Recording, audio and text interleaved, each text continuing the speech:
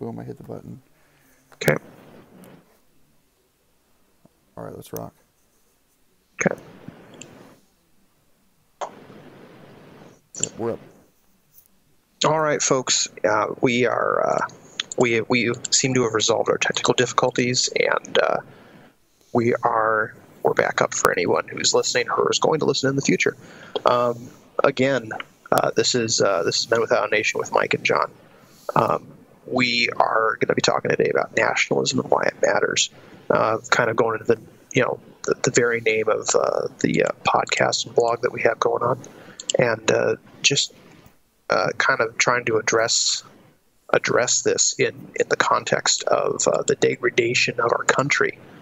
I think that shining light on this is probably one of the most one of the important foundations of why things are going so wrong. So to start out, yesterday was the State of the Union address. I didn't. I never watch those things live. So It's so much better when you can pause it, like for a little intermission, almost like a commercial break, a personal commercial break. Something where you can for sure. take a minute to gather your thoughts and really digest what's going on in front of you and what people are talking about and what the president has to say. Yeah, I think that's the best way to do it. It also allows you to take better notes. True. So, but I think that one thing, if you've watched it, go back and watch it again and look for this if you didn't notice it. But if you haven't watched it, just bear this in mind. I think that if you could boil the message of the State of the Union down to one word, it would be nationalism,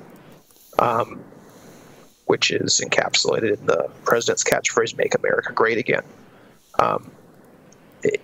The entire State of the Union speech was geared towards how Donald Trump was going to take America from being part of the globalist system and help it to stand on its own 2 feet again as what he calls a nation. Right. I think that that a lot of the things that people are calling a trade war with China kind of come back to this. If you like, I mean, a good window into the subject for me is if you look at the production of steel. Okay. So, like 90% of the steel that we get in the United States is currently, well, or I don't know right now, but for a long time has been imported from China. Hot roll, cold roll oil steel, all these different things. We don't have foundries. We don't have ways to make these in the United States anymore on a grand scale. Okay. Whereas we were just importing everything. It's almost as if like a globalist economy is creating a globalist state. If that makes sense. It does make sense, and that is honestly international free trade and globalism are linked hand in hand in terms of their inevitable direction and endpoint. Which is, if you don't know, it's just basically one world government, one homogenous people, essentially. The same thing they've been feeding us for a very long time. Exactly. So the reason I kind of put a little caveat on the phrase nationalism is because what a lot of people don't realize is that a nation is not a geographical location or a political body. A nation is a biological people. And so, but in the American context, nationalism more refers to sort of the culture rooted in the Constitution and the ideals of the Enlightenment being individualism, freedom of thought, self-determination, those sorts of things. Unfortunately, those things kind of have a destabilizing effect when they're played out long enough, which is kind of what we're seeing in America right now.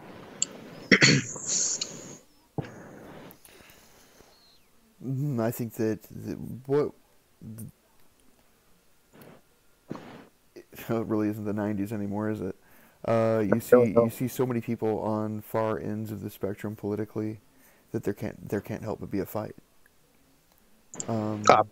Exactly, and when you begin to understand that demographics vote in blocks. Oh, for sure. You begin to understand that nation matters. What's crazy about that is that in a lot of ways, like harkening back, that's an awesome phrase. Harkening back to the 2016 election, I think that people were surprised that not as many women voted for Hillary as they expected to. Right. And not as many. There were more Hispanic people that voted for Donald Trump than they expected. There were more African American people that voted for Donald Trump than they expected, and even though they were small percentages, when added into the higher amount of the population that is quote unquote white, when you add all that together, you wind up with the majority that you saw in that election. Right, which again wasn't a majority of the country, but it was enough to swing the Electoral College to the proper winner, which is Donald Trump. And we could go into the mechanics of that, but that's kind of esoteric, and not a lot of people care about that. So a lot of people that are against the country care about the destruction of it. No, they don't. I mean, they talk about it. If you see you see a lot of tweets about how the Electoral College needs to be destroyed, but it's really neither here nor there after the State of the Union address. It's still a while off. That fight's a little bit off. Exactly. And let's see here.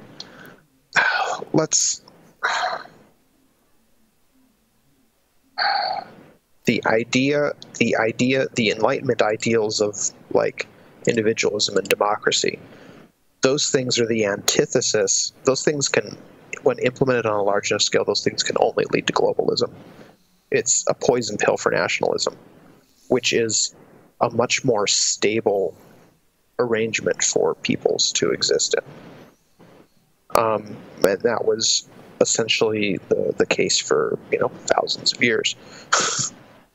Right. Even looking in Europe, people didn't care about the color of the skin; they cared about your heritage. So, the French Revolution. Exactly. Right.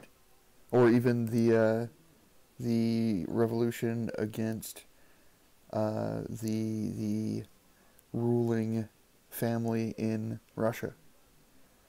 Right. Yeah. I mean, yeah, that was essentially the unseating of the sort of the ethnic, the ethnicity of the traditional ruling class. Right. It was just the unseating of that, and then the replacement with someone new. So, right. Which, if you actually look into it, around the time of World War I, you have to understand that the rulers, the ruling class of Germany, Russia, I think Spain, France, and England, they were all related. They were all like cousins. Right. And they were all related to the Queen of England. Mm-hmm. So, anyways. The Bolshevik Revolution against... Wow, that's crazy how you can pin all of that together and wrap it in a neat little bow. It's interesting. Well, I found that out by listening to a great historical radio broadcast quite recently, actually. So it was kind of interesting. I never knew that before. But anyways, I think that the other interesting thing about the State of the Union, and this goes to sort of the dismantling of the power of the globalists and the socialists, is that Donald Trump used the highest form, the most powerful form of rhetoric that I've seen in a long time. It was masterful, and he basically was able to strip his opposition of all of their power and weapons. And he has shown himself to be a masterful opponent, and I think he's going to win a second term, assuming he is assassinated or something like that. I don't think that I think that what worries me most are his trips out of country when it comes to assassination attempts. He's meeting with Kim Jong-un again, but they're meeting in Vietnam. Right. And that, like, right when I saw that, alarms went off in my head. I was like, oh my gosh, this might not be the best idea. Yeah, it might not be, but Vietnam's neutral, so, right. I mean... Anyways. Well, you know, you put all the words together, and it just raised a little alarm for me. I don't... Yeah, I know. I don't try to get deep into conspiracy theory stuff, but that one... Wow, okay. I'll let that pass for now. I try not to anymore. I was heavily entrenched in conspiracy theories at one point, but I found that it actually, like, thinking about it too much made my day worse. Well, it can. I mean, depends on how you frame it. True. So I think that we could get into the minutia of the State of the Union and all the different political points, but I think that for our purposes, it's just important to take away from it that Trump is taking an America First approach, which is a step away from globalism and a step towards nationalism, which is a step towards stability for our country, which is a great thing. We haven't seen in years and years. So many presidents have pushed toward a globalist perspective, a globalist government and economy. That seeing it I think it's refreshing. I mean, but if I had my choice, we'd be isolationists. But well, I think that's the next step. That's the next step, I think.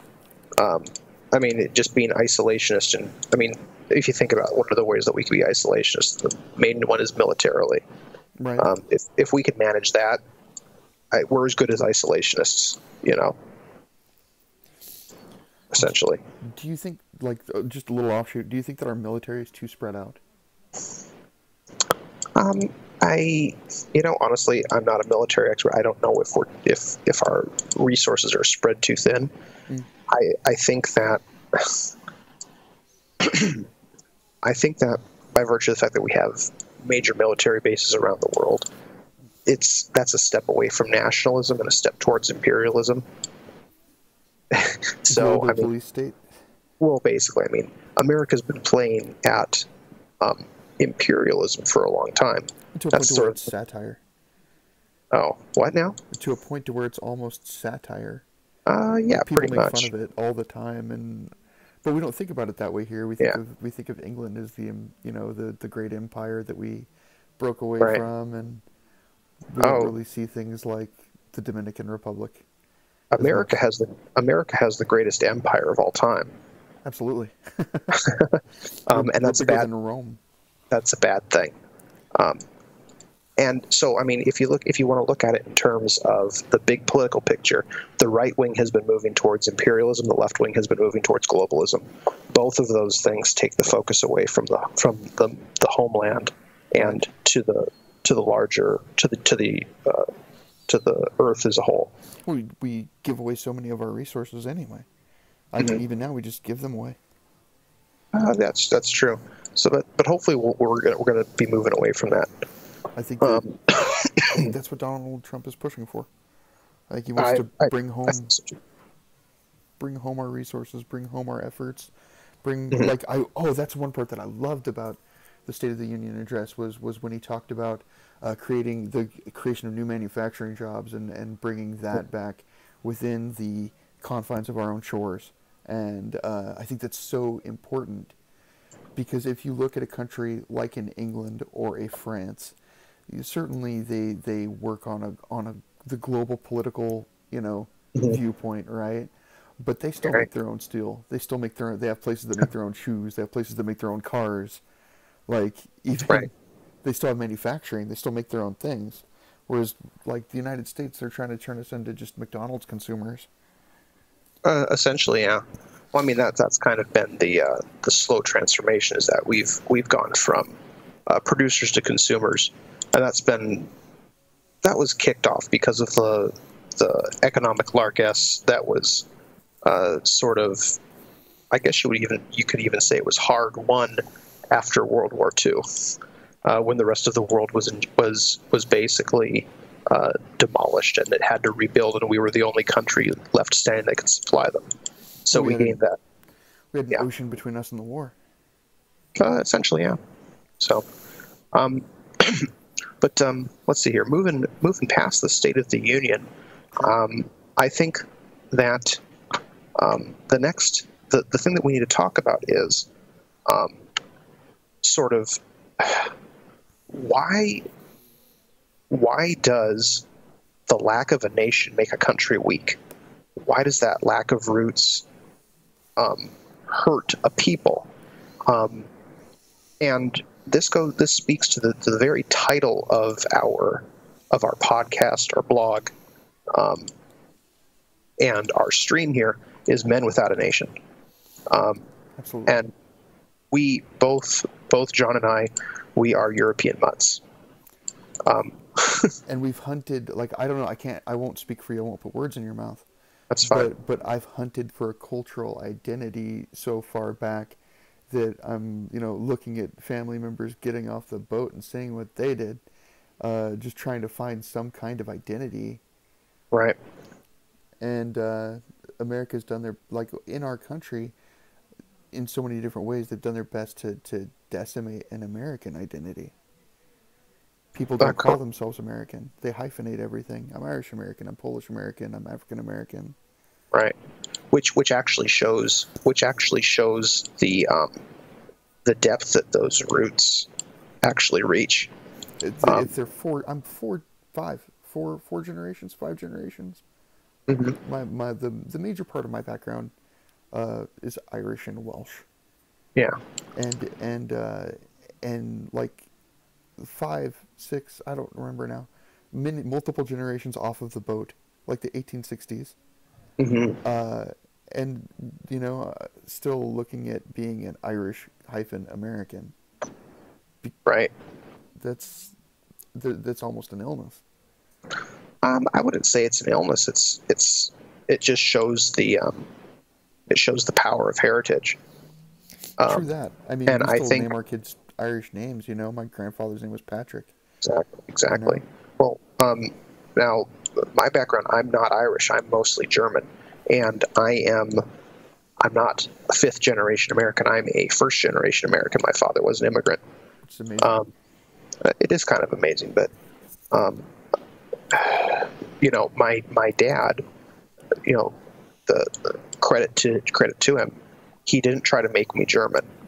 He tried to make me American. He did his best to make sure that I would fit in with the country, and so I think that is what an amazing attitude to have. Well, I mean, honestly, you need to. I mean, my father was an immigrant after World War II, and you need to understand something. He didn't come here because he was looking for a better life. He was invited to come here by organizations that were trying to save people after the war. Wow. And so him and his family were sponsored to come over here. And so him and his family took it to heart that they were invited guests, and they acted like it. And he knew that any children that he would have, they would become citizens of the state. And therefore, we needed to assimilate. Because because just speaking from a heritage standpoint, I am a guest in this country. My family did not build this country. I am a guest here, and I'm thankful that I live here. I'm thankful that I have a gracious host. For the longest time, before I figured out how much I wanted to be an American and how much I wanted America to succeed, how much I wanted the United States of America as a constitutional republic to Hmm. succeed. Prior to understanding that, Hmm. I still had that feeling of uh, the defiant red-haired kid Hmm. that still sees those old signs that say "No Irish need apply" kind of thing, and I gotcha. it's almost a victim mentality, but it Hmm. makes you feel defiant and it makes you feel like you're doing something, which is I Exactly. think that's like I don't know if it's a chink in the armor of youth. Young people need to always Well, feel like they're doing something. I don't know, I don't but know. I that think defiant feeling. that's a whole other discussion. But you touch on something that is at the heart of one of the major divides is that every single ethnic group in this country has that feeling, except for the people that came over that can trace their ancestry back to the Mayflower. You know, um, except for the people, the people who can trace their ancestry back to the original colonists, they have a genuine sense of pride of founding the country, of founding the nation, or founding the state, of conquering the wilderness and stuff like that. Everybody else has this sense of otherness, and it can't be helped because it's part of your history. Crazy, Yeah, and it's but I think a book that I read this last year that really helped to put this in perspective and really put me on the road towards trying to understand the importance of nationalism was the book Why Liberalism Failed. I highly recommend that anybody who's interested in this, who's interested in trying to understand why our country's falling apart, pick up that book and read it. Um, and I think that the word of, the word of the day, boys and girls, is deracination. That word was used in the book. I had never heard that word used before, and so I had to look it up. And I have the definition here, just for people who don't know what it is. It's obviously it's a verb. It's a transitive verb, which means to uproot, to remove or separate from a native environment or culture, especially to remove the racial or ethnic characteristics or influences from the other. That's from Merriam-Webster. And then this is dictionary.com, to pull up by the roots, uproot, eradicate, to isolate or alienate a person from a native or customary culture or environment. Um, the deracination of people is a feature, not a flaw, of Enlightenment liberalism, and so that's kind of why we're in a bit of the mess that we're in. Um, it goes all the way back to the Enlightenment, the flawed principles in the Enlightenment.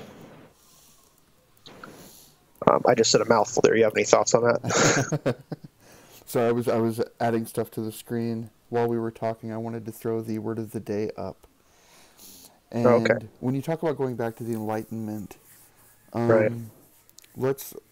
I'd like to know, just so that I can speak on it, just so I can kind of give my thoughts on it. What is the Enlightenment? The philosophical move, or the philosophical movement in Europe, um, that was, it's like John Locke Oh, and stuff like that. Um, oh, um, let's see. All right, I got that up there on the screen for us there, so people can have a nice look at it. Um, I I'm I'm highly suspicious of anyone that preaches individualism. okay. For a long time, I was the most isolated and individualist person. I didn't want any help from anyone. I was arrogant in my mentality that I could do it all on my own, Hmm. and I didn't, and that was almost a defiance. Um, Right. and maybe because coming out of my family background being a little bit different from yours, um, the broken family background, I wanted to do it all on my own, and I also feel like that's almost what they sell you, the American dream, if you will. You know, you, your wife, your two kids, your dog, and your cat, and your Mercury in the driveway, and that's your family, and that's all that you have, and uh, it means, Mhm. and I'm a huge nuclear family guy, Right. but I also think that you have to be a part of something bigger than yourself. Yeah, for Um, sure. And one thing I will add to that is, um, the idea of individualism, it doesn't extend to the family. The idea of individualism divides the family. oh yeah, oh gosh, I still do that. You have no idea. Like Um, when we're both bringing in a salary, during those times, I still only count my money. I do everything off of our economy, our small family economy. In my brain runs off of my paycheck. right, I do it. You know what I mean? That's and it's something that right. that you have to fight against. Yeah, definitely, Yeah. definitely. But so the idea of individualism, it directly under the so the reality is the family is the base unit of society, not the individual. Um, if the individual is the base unit of society, then you have no society because of the idea of deracination. It's alienation. It's every man for himself. I mean, this causes individualism causes, and this is all outlined and detailed in the book Why Liberalism Failed. Um, the idea of individualism causes children to leave their families and go 3,000 miles away to college and then move another 2,000 miles to get their first job and then move 10 more times in their lifetime chasing money, as opposed to putting down roots in their community and holding tight to their family and applying their abilities to their small community. And so it strips communities of the natural resources that is people.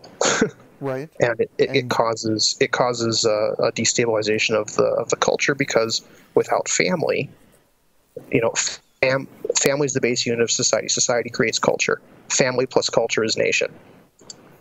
nice. Uh, so, and if you change family to individual, you eliminate the family, you eliminate culture, and you eliminate the nation, and then you just have a world full of cogs Well, instead of a world full of people. which is what the modern United States is turning into now.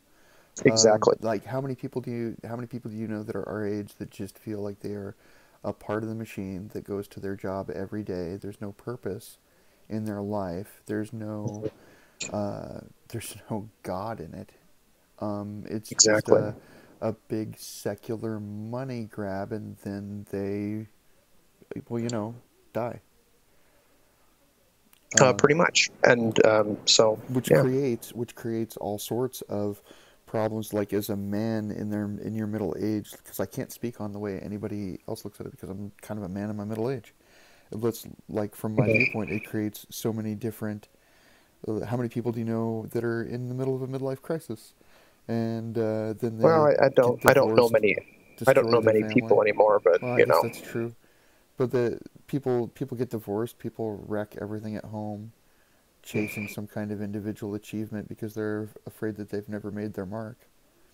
basically. I mean, When it, honestly, that's yeah, and that's taking this back to sort of the meta principles of what we're trying to do here.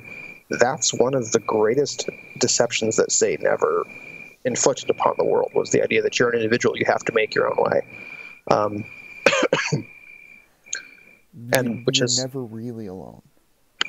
no, no, you're not. I mean, you're never really alone, even if you don't believe in him. God is there. Exactly. So And that I know that that was all really just a high overview of kind of the problem of the forces that kind of act against the nation, um, and just to kind of bring it to a nub, um, the sort of the meta tactic of the globalists and the socialists and of Satan, really. Um, and this was used against the indigenous peoples of America. Um, it's to make the indigenous, or make a peoples rootless, basically breed them out, and then you bring in a homogenous ethnicity, which votes as a block, and then your society is destabilized. And what's funny about that? I studied this subject a little bit, Mhm.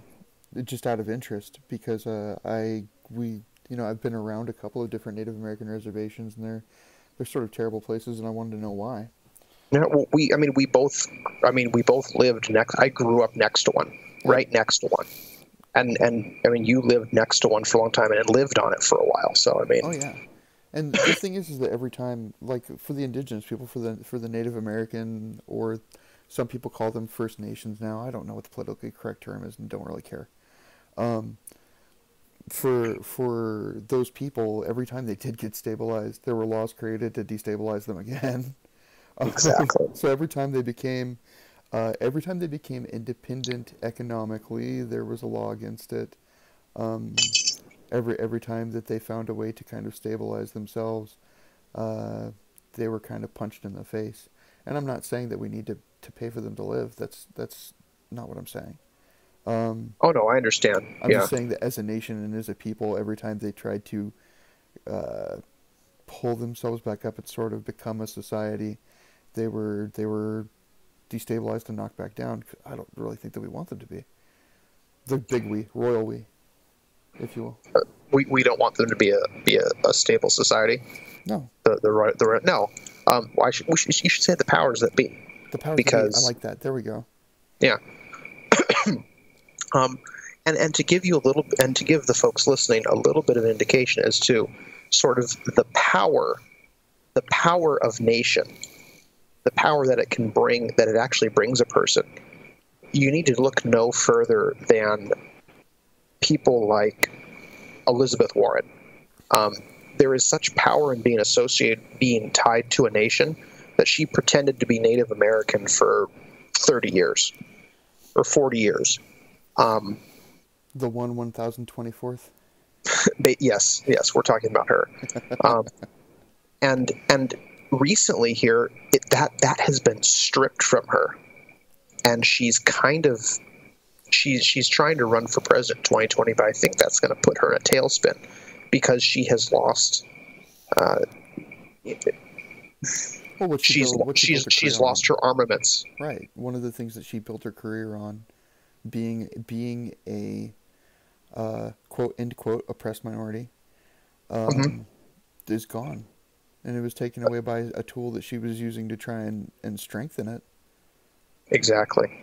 And so, I mean, eventually her hubris got in the way, but it that that association that she was able to cultivate from that propelled her into Congress, for crying out loud, because she's actually not, so far as I know, she hasn't really done anything all that noteworthy in her career that would have actually made her stand out as a senator. She talks a But lot. the fact that, well, she does talk a lot, That's and she's about it. written some books, and she was a lawyer, and she went to the right schools. But the fact that she claimed to be Native American, I think that was sort of the thing that propelled her into power, and she was able to use that as a weapon against her opponents to leapfrog ahead. We're seeing a lot of people use that same blueprint in Congress and the Senate now. Like what is it, Beto O'Rourke? Right. He goes by his first name and not his last name because the first name sounds Hispanic and the last name makes him sound like a whiskey drinking potato eater. So The funny thing about that, when I see his name, it's the most confusing thing. It reminds me of the story of San Patricio's Brigade. I don't know that So story. a bunch of Irish Regale us. a bunch of Irish people, when they came off the boats, were immediately signed into the United States Army and sent to fight in the Mexican American War. And about 200 of them defected, created St. Patrick's Brigade, fought under a big green shamrock flag for Mexico in the war. And they were, I believe, most of them actually. It's sort of a sad story. Most of them died, I believe, in San Diego, around San Oh, Diego, um, in a big battle. And that's crazy. I think it was an artillery bombardment that got them. But the thing was, the interesting thing about the story is that when they looked at the people from Mexico that were fighting, they saw a bunch of Catholics, Oh, and all these Irishmen that were coming yeah, over on the boats were Catholic. Yeah. And they were like, "Oh, what are we doing?" Yeah, we got to help our brethren. And they all jumped And ship. and that's actually a really good segue to where we're going, because I think that as Christians we actually have, in America, we're just white. Yeah. We don't have a nationality to rally around. But in Christianity actually has a little bit of a solution for that, and we'll get into that in just a minute.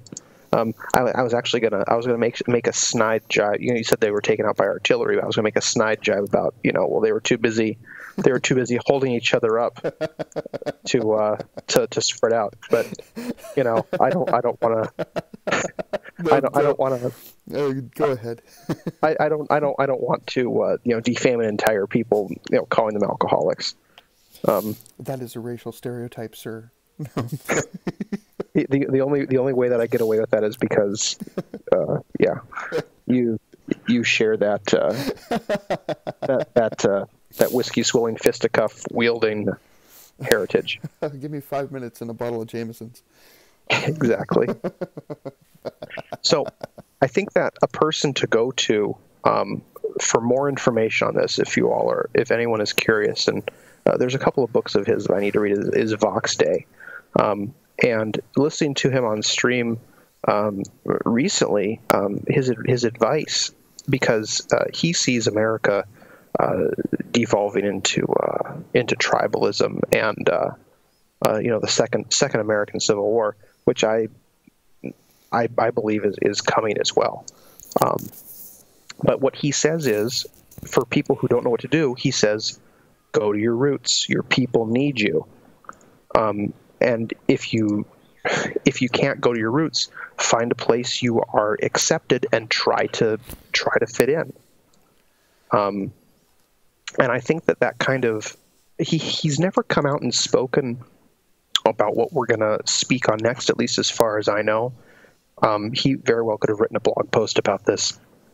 But being a Christian, he hasn't really mentioned the solution that Christianity affords, which it gives you a new nation. Because Christianity is based on, at a fundamental level, salvation is being adopted into God's family. And so, let's see here. Royal priesthood. Okay. And so, why don't we just get into sort of like the Christian take on nationality here, sure. And we can, especially for America, I think that this is going to be the solution that is going to work, because nobody, especially white, the white race, as Mr. Taylor would say, isn't actually a nation. We're a conglomeration of we're a collection of men without a nation. True. But let's look at it from the biblical and Christian perspective. Mm-hmm.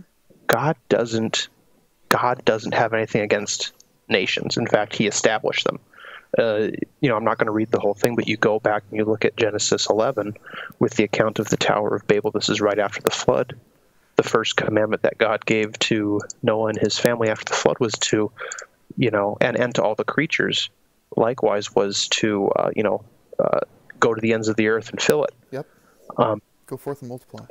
But the people decided to gather in one place.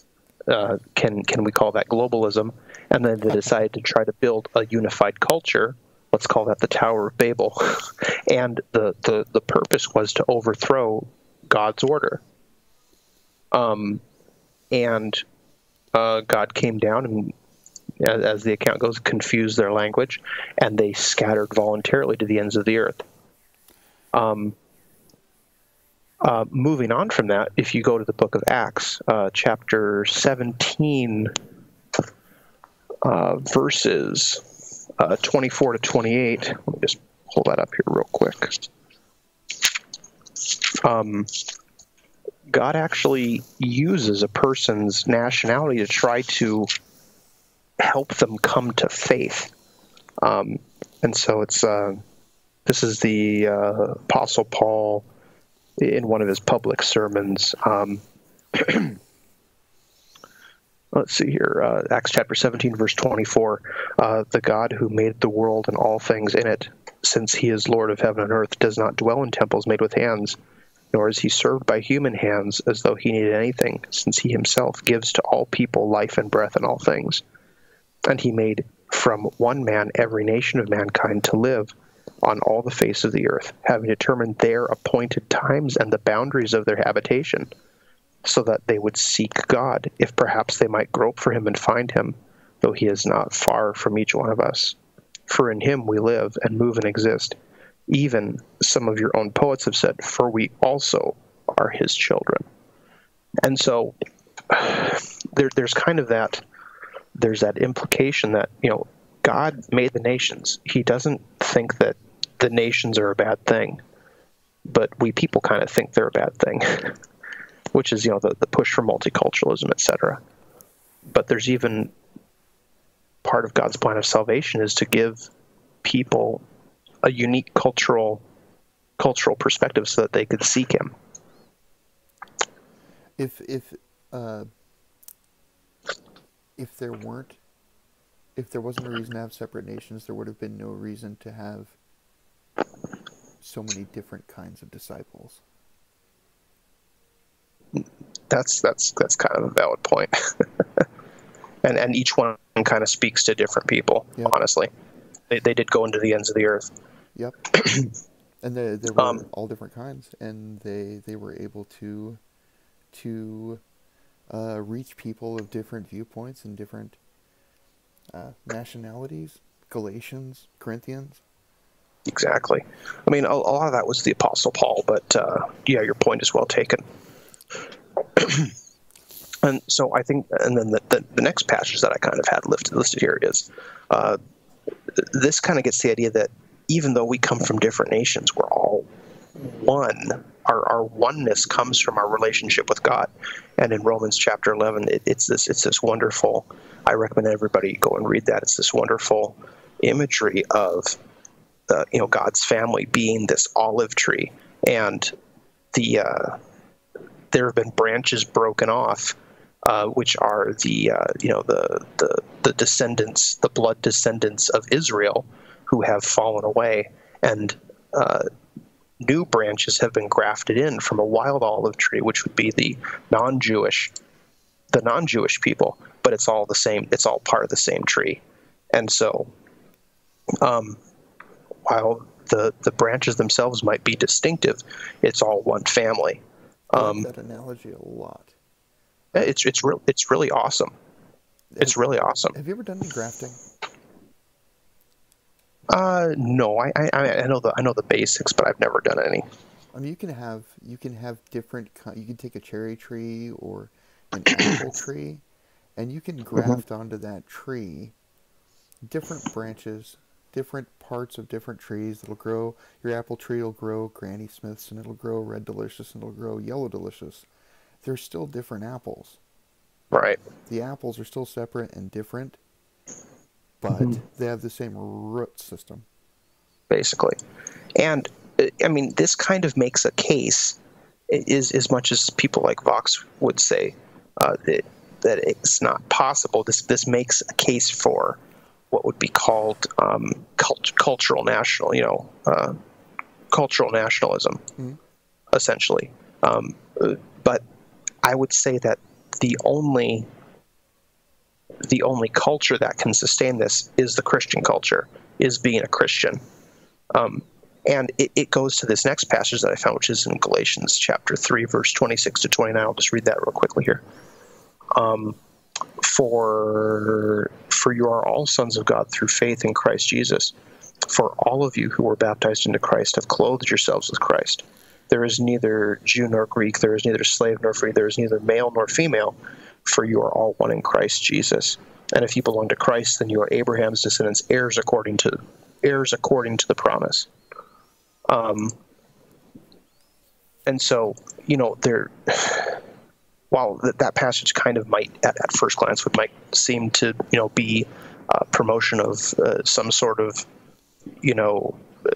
genderless, classless society, it's like, no, those distinctivenesses don't go away because they're obviously not gone. But the underpinning principles, it's the underpinning principle of faith in Christ that you're clothed with Christ. There's sort of this encapsulating principle that makes everybody the same in terms of their salvation, which gives us a point of commonality, that's just as powerful as any biological connection, although it doesn't eliminate biological connection. Go ahead. Yeah. Oh, sorry. Yeah. Thoughts? I know that's kind of a heavy. In a lot of what I see and hear here, so searching for that Christian nation point, right? Mm-hmm. Yeah. That is, it's interesting because it's almost a subset of society, at least the society we currently live in, which is like the American national point that we're trying to get to, and that I feel like we're trying to save. The what's going away there, right? The overarching kind of nothingness that we've become. A subset of that is this Christian nation that still has a very strong identity. That people Right. can find identity in that, and that you can find something to work toward, and you can find purpose. Right. And the main purpose, of course, being the salvation of your immortal soul. Right. But in other ways, you're also working to make yourself successful and the people around you successful, and everyone can kind of work together under that umbrella. Exactly. But one thing that I'll mention here is that saying that we're there's no distinctiveness because we're all one in salvation, that doesn't eliminate the natural distinctiveness. And Sunday morning is the most segregated day of the week. And that's because you can't erase the reality of ethnicity. It's true. You can't erase it. It can't be overlooked. It can't be erased. Because and it's it's always thing. Right. What it's going is the to most hypocritical person that you've ever heard speak, and it is the person that says, "Well, I don't see color. Mm-hmm. I don't see anything like that. Everyone is human." But yeah, that person's a psychopath, and you should stay away from them. Right. And you're not looking at someone and you're saying that they're better or worse than you for being different, but they are different. Right. Yep. But see, the person who says that's the person that one person can be substituted for another. Right. And you need to stay away from them. I think that Owen Benjamin would call that wizardry.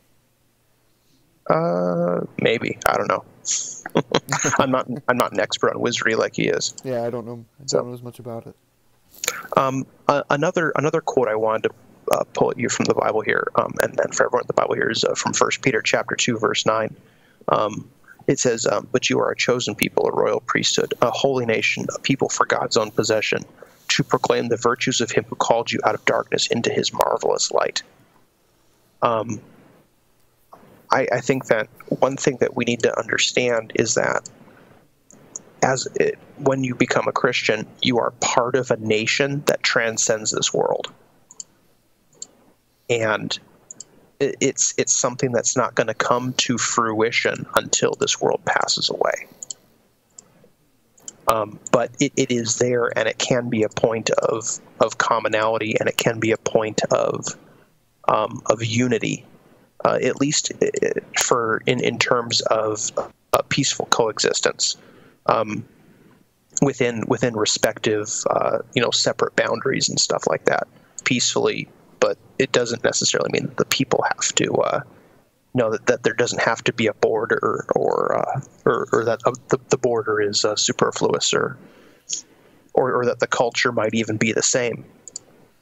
Oh no, the cultures are completely different. I mean, but you can definitely coexist. Look at the United States and Canada. Mm-hmm. I mean, they're different. They're completely different people, even though they're both, majority white places, and even I would say both majority Christian. There still needs to be a border there. Their purposes are separate.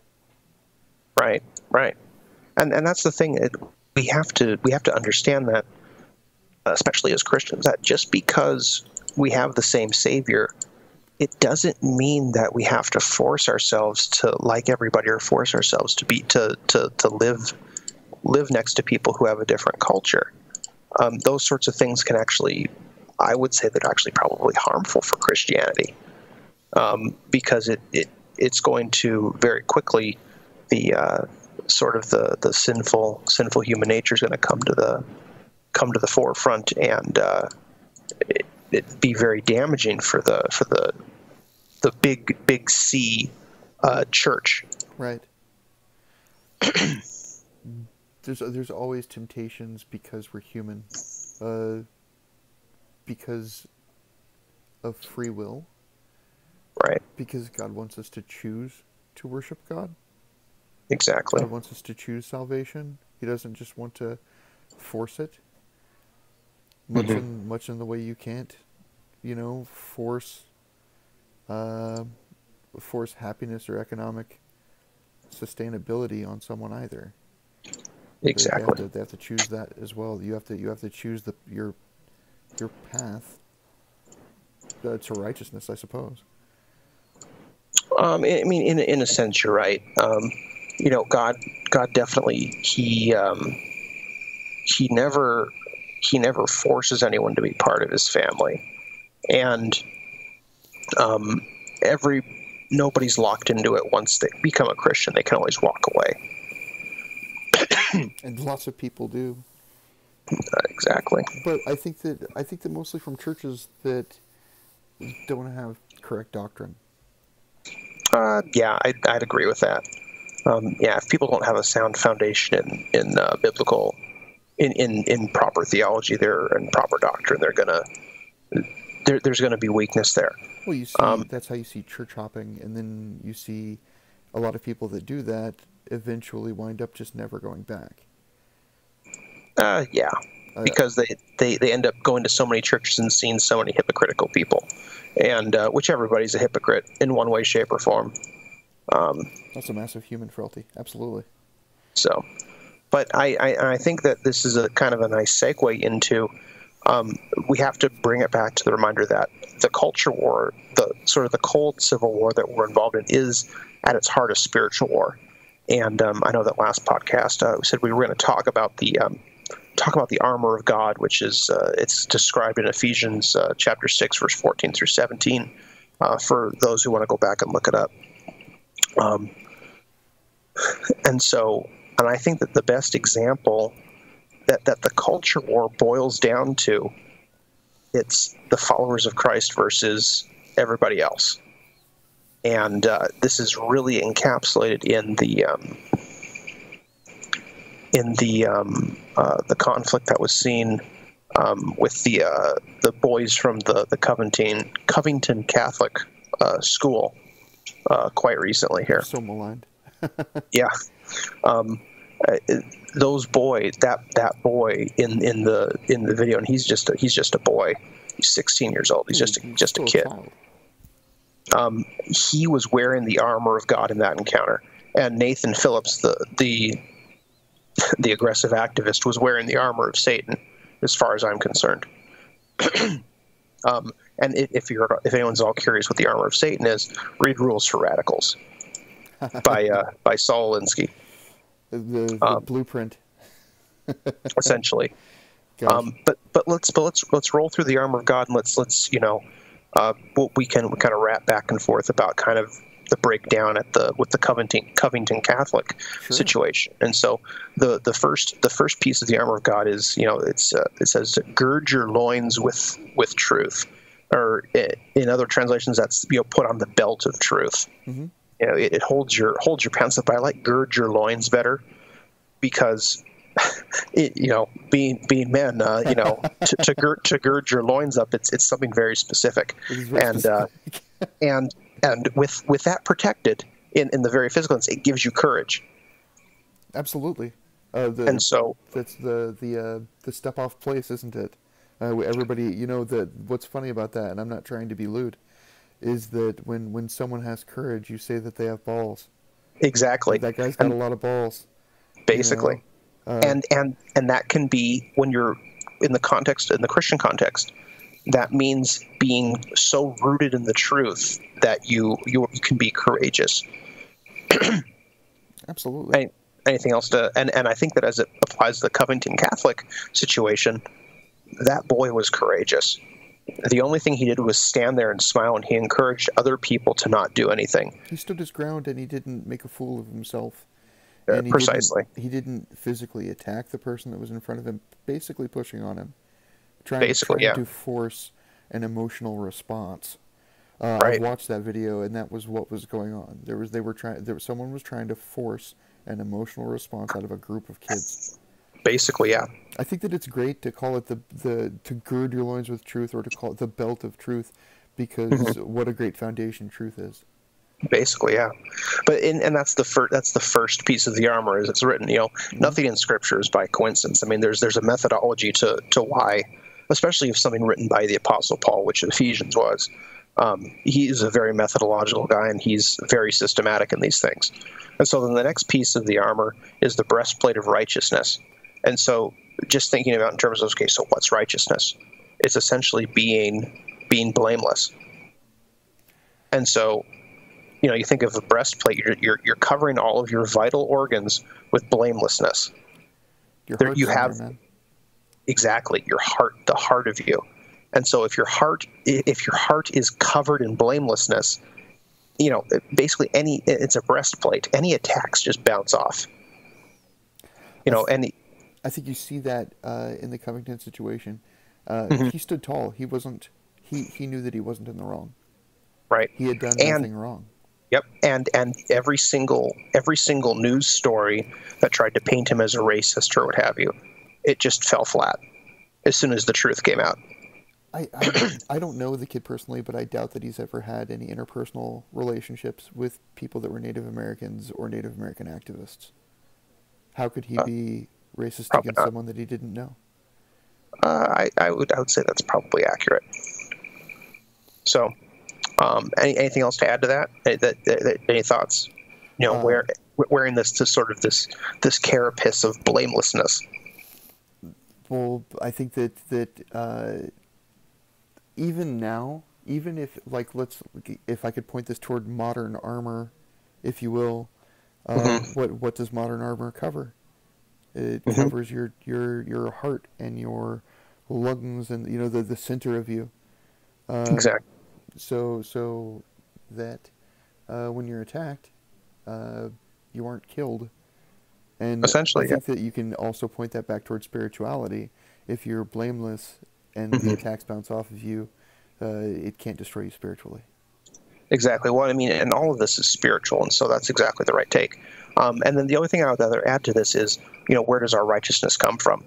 And it comes from being, as I kind of read one of the earlier ones, we're clothed in the righteousness of Christ, and so that's where our righteousness comes from. It's not from something that we do, but and so even in that way, it's this divine righteousness, this divine blamelessness that covers us, and so that gives it even an extra layer of meaning and value, and just that's impervious. As long as you're standing in that, you're going to be just fine. Okay, so the next piece is sort of like the boots of peace, or your feet shod with the gospel of peace, or boots of peace. in the Bible, there's a lot of metaphors about walking the straight and narrow, God's word being a lamp to your feet, a light for your path, stuff like that. So there's this idea of walking. Apostle Paul uses this idea of being a runner in a race and persevering, and so your feet covering, this idea of what's your walk in life. It's this metaphorical guiding principle of philosophy, and so having boots of peace that allow you to walk a peaceful path. And also, I think that you could look at that as the light unto your path, your boots of peace, your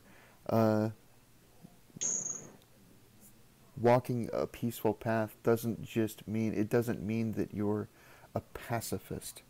It means that you're walking on something solid as well. Mm-hmm.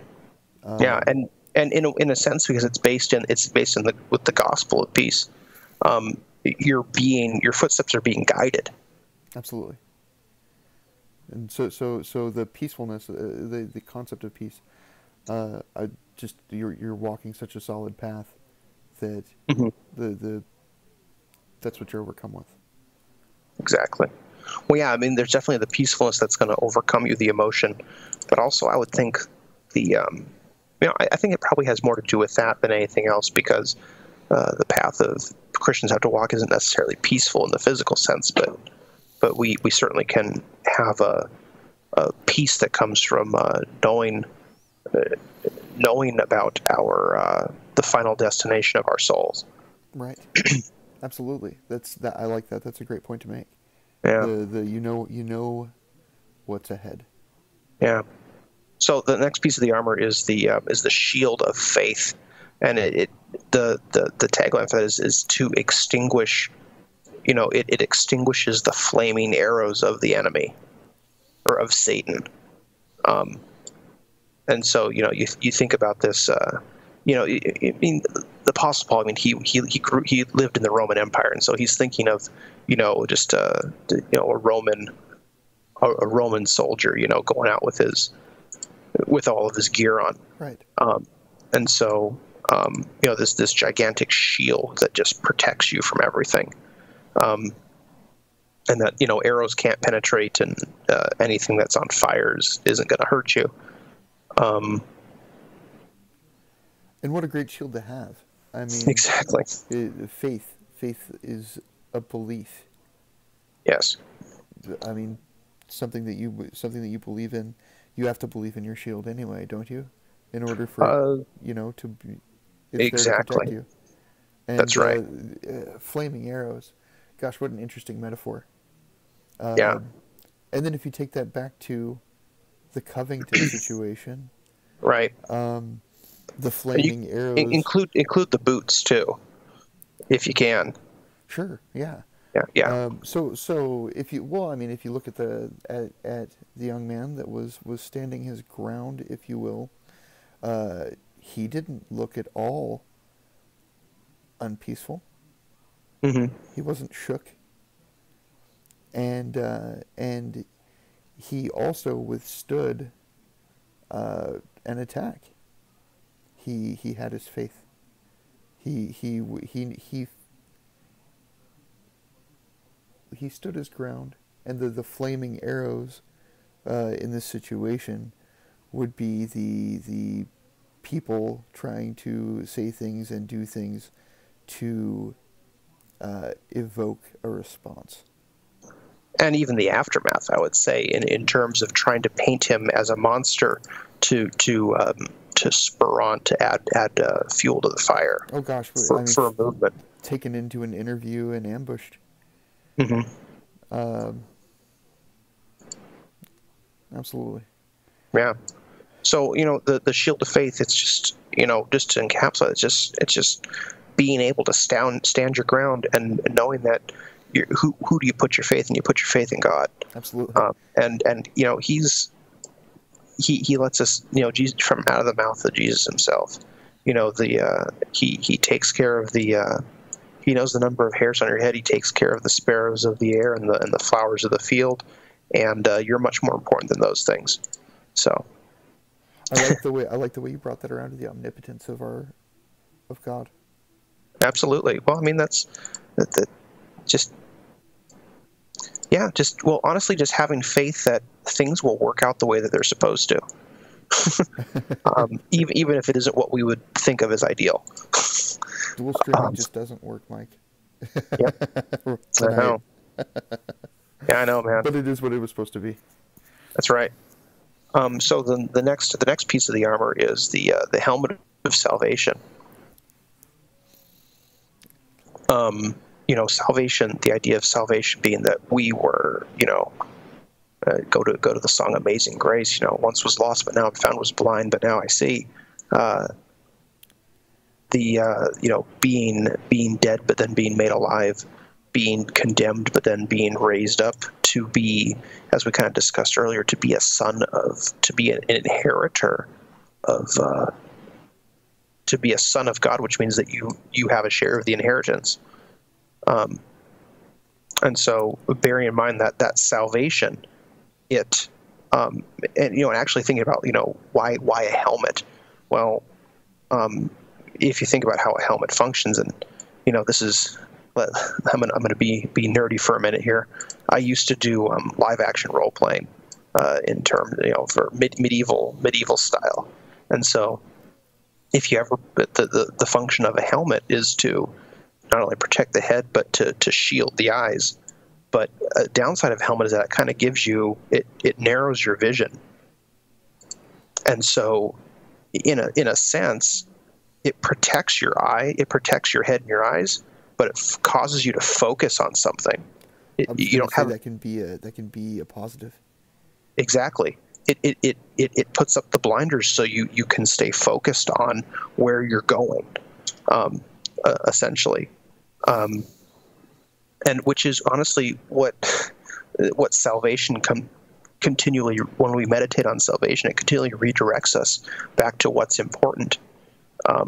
Which is serving God, but knowing that we're redeemed at the end of the day. There's so many things now in the world that can make you become unfocused. Mm-hmm. It could be anything from your career to the internet to just so many different eye temptations to take you away from what your focus should be. Exactly. And it can be. And I'm sure that it's not just a modern world thing, but we live in a modern world, and these are the things that could take away your focus from God and your focus from your salvation, from where your immortal soul is headed. Mm-hmm. Yeah, for sure. I wonder. I almost feel, now that we're talking more about this, I almost feel like I want to go back and re-watch at some point the interview that he did. And that the kid did. Yeah, the cover. I would love to see. I almost want to sit in this context and watch that. Yeah. Interview. And see what happens. I was learning a lot when we do these. Yeah. Well, yeah, me too. Honestly, I'd say the other thing about a helmet, the helmet of salvation, the helmet protects the head. What's the head? It's the mind, and so the eyes are the window to the soul, so to speak, and so it puts on those blinders so you can stay focused, and it protects your mind from I'd say from psychological attack. Well, in this way, in a sense, in this way, bringing it around to something that I can say that we work I'm not saying that we are computers or that we're machinery. I'm not into that transhumanist shit. Sorry for cursing. It's okay. But the old concept, computer-wise, from a geek like me, would be garbage in, garbage out. Mm-hmm. If you're taking in trash, what are you producing? Exactly. Well, honestly, people, you know as well as I do that people can be programmed. Oh, and so many are. And it's active programming. See, that's what Owen Benjamin would call wizardry. Yep. So, I know that for a fact. Boom. There it is. So, let's bring it back to the last piece of the armory, which is the sword of the Spirit, which is the Word of God. Which is awesome. and You it's know, such an amazing yeah, tool. And first, yeah, it's I believe it's the word is sharper than. Let's see here. Yeah. Let's see here. Yeah, from the book of Hebrews, chapter 4, verse 12. For the word of God is alive and active, sharper than any double-edged sword. It penetrates even to dividing soul and spirit, joints and marrow. It judges the thoughts and attitudes of the heart. It's the most powerful weapon you can wield in your hand. And the other thing that came to mind when I read this was a passage from the book of John, chapter 17, verse 17, which says Jesus he's praying to God the Father, and he says, "Your word is truth." And so here we have truth at the beginning, which gives you courage, and truth at the end, which is also your offense. And so it's interesting that it comes full circle like that. it's such an important book. The Bible? Absolutely. Yes. When I met my grandfather, I was a very young person. I hadn't talked to him before. I was 4 or 5 years old, and I learned to read very early in life. I was reading without pictures at like 3. And when I met him, he asked me to come up into his lap, and he handed me a Bible. Mm-hmm. And I opened it up, and of course, it's a book, so when you open it up to the first page and you start reading that. So I opened to Genesis and I started reading, and he was flabbergasted by it, but then he said, no, wait. And he flipped over to the book of Luke and he said, read this first. Nice. Read about salvation, read about Jesus first. Amen. And that's awesome. It's what an experience. Yeah. No, your grandfather was quite the dude. Absolutely. So, yeah, and I think getting back to the sort of the story that we've been dissecting here, when the truth finally came out in this story with the kid and then against this Nathan Phillips character, as the truth always does come out, right? But it completely and utterly demolished the narrative that was being spun. It just took it to pieces. It was, and in this case, it was like someone just took a sword and just chopped it up. It was his words that did him in. It was his own words. He said, "I was a Vietnam era veteran." He didn't say that I was a Vietnam War veteran the way he was painted by the media. Right. He was a refrigerator repairman. Mm-hmm. He was an electrician. Yep. And not even that, but just when the full truth of the story came out, it was, this kid was blameless. It's like he wore the armor of God very well that day, and it protected him like it was supposed to. All of these people came from the Nathan Phillips and the group that he was with, came from their own protest, and when their protest was over, they just started milling about. Right. They saw these kids. He tried to say that they were chanting "Make America Great Again," and then he tried to say they were chanting like racist chants at him. When it turned out they were just singing their school songs. And they went out of their way to go and push on these kids to see if they couldn't get media out of it. Exactly. The whole thing was contrived, and that was obvious as soon as the whole truth came out. Weaponizing the media. Right. And gosh, haven't we seen enough of that in the past couple of years? Precisely.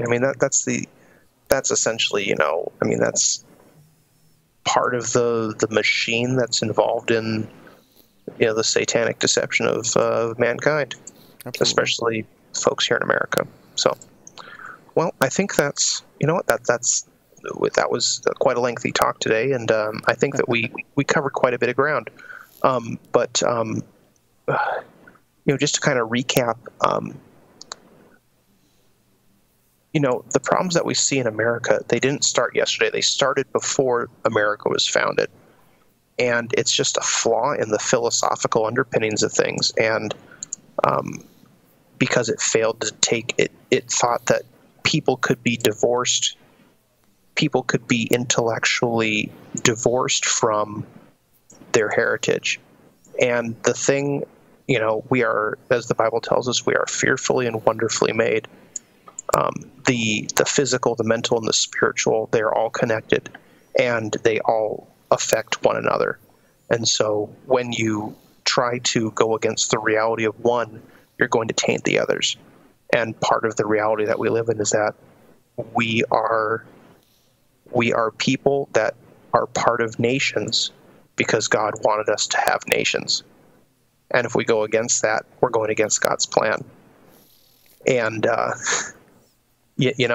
it's going to have repercussions that we don't understand, and it's not going to happen in our lifetime, but it could make life real hard for our descendants. And so it's that is coming to pass.